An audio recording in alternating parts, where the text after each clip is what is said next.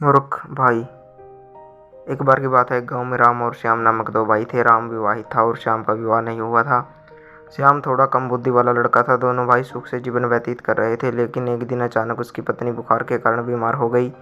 राम खेत में जुताई करने के लिए जा रहा था, इसलिए राम ने श्याम से कहा कि वह घर में ही ठहरे और दोपहर का भोजन नाप कर 3 लोगों के लिए बात पक्का कर रखे। श्याम बोला, ठीक है भाई। श्याम घर में ही ठहर गया और घर में आराम करने लगा। दोपहर होते ही उसने एक बर्तन में पानी भर के उसे उबलने के लिए रख दिया। तब वह यह देखने के लिए गया कि घर में चावल कितना है। श्याम ने देखा कि घर में केवल 1 किलो ही चावल है। इसीलिए श्याम ने सोचा कि मेरे भाई ने मुझे 3 लोगों के लिए भात पकाने को कहा है। यदि मैं केवल एक आदमी के लिए पकाता हूँ तो मुझे परेशानी हो सकती है। एक काम करता हूँ, पड़ोसी से चावल ले आता हूँ। यह सोचकर वह अपने पड़ोसी के घर से 2 किलो चावल उधार ले आया और उसे खोलते पानी के बर्तन में डाल दिया और आराम से लेट गया। राम खेत से घर लौट आया। जब वह घर लौटा तो देखा कि श्याम बर्तन में कुछ फेंट रहा है। उसे बड़ी अच्छी खुशबू आई तो उसने पूछा, क्या बात, तैयार हो गया है? श्याम ने कोई जवाब नहीं दिया तो उसने फिर पूछा, पर श्याम नहीं बोला। तब राम ने बड़ा चम्मच अपने हाथ में लेते हुए कहा, मुझे देखने दो कि यह तैयार है कि नहीं। लेकिन जैसे ही वह चम्मच को बर्तन में हिलाया तो उसने खड़खड़ाहट की आवाज़ सुनाई पड़ी और जब उसने झांक कर देखा तो पाया कि बर्तन में भात नहीं था।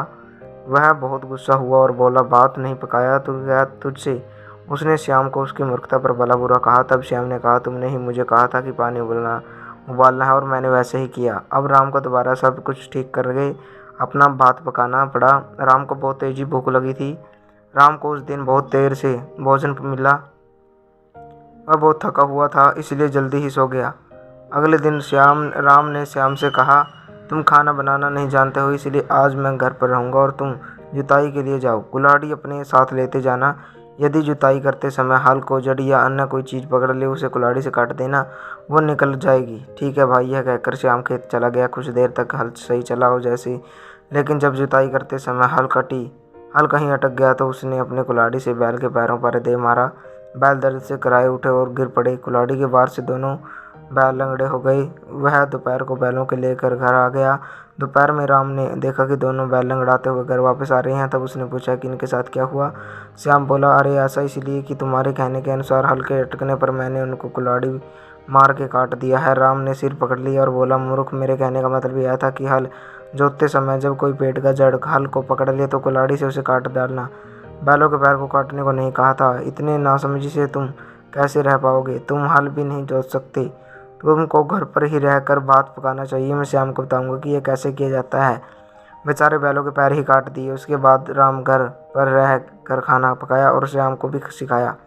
राम की पत्नी अभी ठीक नहीं हुई थी और राम उसका पूरा ख्याल रखता था।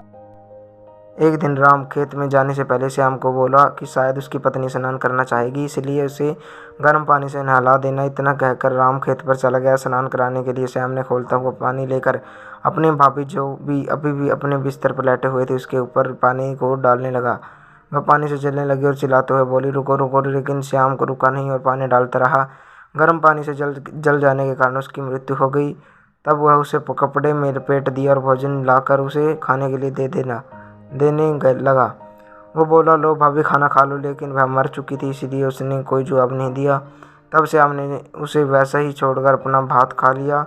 जब राम वापस आया और देखा कि उसकी पत्नी जलकर मर गई है, यह देखकर वह काफ़ी क्रोधित हो उठा और श्याम को मारने के लिए कुल्हाड़ी लेकर आया और बोला, मूर्ख, आज मैं तुझे नहीं छोड़ूंगा। श्याम तब तक जंगल में भाग गया और राम भी उसके पीछे भागा। जंगल में श्याम को एक मरा हुआ भेड़ मिला। उसने आवाज़ दिया, भाई, तुम कहाँ हो? मुझे कुछ मांस मिला है। लेकिन राम ने उत्तर दिया, मैं जब तक तुम्हारी जान न ले लूँ तुमको नहीं छोड़ूंगा। बाहर आओ। तब श्याम भागकर पेड़ के खोखला तने के अंदर छिप गया, जहाँ राम उसे नहीं ढूंढ सका। राम एक लंबा डंडा लेकर डंडे को तने के अंदर घुसेड़ दिया। श्याम ने भेड़ को पेड़ से नीचे गिरा दिया और राम ने समझा कि उसका काम खत्म हो गया। वह बहुत खुश हुआ। वह घर चला गया। उसने घर जाकर अपनी पत्नी का अंतिम संस्कार किया और उसके कुछ दिन बाद अपने मुर्गे की बलि चढ़ाई। अब उसी दिन श्याम घर में वापस आकर छत के ऊपर चढ़कर बैठ गया और वो देखने लगा कि उसका भाई क्या कर रहा है। राम ने एक बड़े टोकरी में भात और जिन जानवरों की बलि दी थी उसका मांस पका कर रखा और उसने आवाज़ दी कि ओ मेरी पत्नी, यह भोजन मैं तुम्हारे लिए दे रहा हूँ। यह कहते हुए उसने ज़मीन पर भात के कुछ दाने गिरा दिए और उसने श्याम के लिए वैसे ही कहा। लेकिन तब श्याम ने छत पर से कहा, अच्छा, तुम मुझे क्या यह दे रहे हो, तो मैं इसे ले लूँगा। यह आवाज़ सुनकर राम हैरान रह गया। राम को इस तरह के उत्तर की कोई उम्मीद न थी। वह गांव वालों से यह पूछने चला गया कि जब बलि दी जाती है तो क्या आत्मा कोई जवाब देती है, और तब गांव वालों ने कहा कि आज तक उन्होंने कभी ऐसा नहीं सुना है। इस बीच जब राम यह जानने के लिए घर से बाहर गांव में गया हुआ था, तब श्याम ने मौका देखकर भात की टोकरी उठाई और उसे लेकर भाग खड़ा हुआ। कुछ देर जाने के बाद वह सड़क के किनारे बैठकर जितना खाना चाहता था उतना भात खा लिया, और तब आवाज़ लगाई, वह क्या वहाँ कोई है जो कि भात खाना चाहता हो। तभी वहाँ से एक चोरों का दल अपनी चोरी के लिए जा रहा था। जब चोरों ने यह सुना और वो उसके पास आए और श्याम ने उनसे कहा यदि वो उसको अपने दल में शामिल कर ले तो वह उनको भात खाने के लिए देगा। वे सभी मान गए और वह उनके साथ चोरी करने के लिए चल पड़ा। एक धनवान आदमी के घर चोरों ने चोरी करने की सोची और चोरों ने जैसे ही बर्तन आदि को इकट्ठा करना शुरू किया, अंधेरा होने के कारण श्याम गिर पड़ा। लेकिन गिरते गिरते एक ढोल उसके हाथ में आ गया और वह जोर जोर से उसे बजाने लगा। इस कारण घर के सभी लोग जाग गए और चोरों को भगा दिया। वह चोरों ने श्याम को गालियां देते हुए कहा कि हम तुमको अपने साथ नहीं रख सकते, तुम हमें मरवा कर छोड़ोगे। अच्छा ठीक है, श्याम ने कहा, तब मेरा खाया हुआ भात लौटा दो। चोर अब ऐसा नहीं कर सकते थे, इसलिए उनको श्याम को अपने साथ रखना पड़ा। तब वे सभी एक आदमी के घर गए जिसके पास घोड़ों से भरा एक अस्तबल था। चोरों ने योजना बनाई कि वे घोड़ा चुरा कर उस पर बैठकर वहीं से भाग जाएंगे। सभी चोर एक एक घोड़ा का चुनाव कर लिए, परंतु श्याम के हाथ में एक बाघ आ गया। एक बाघ घोड़ों का शिकार करने के लिए अस्तबल के पिछवाड़े में आ गया हुआ था।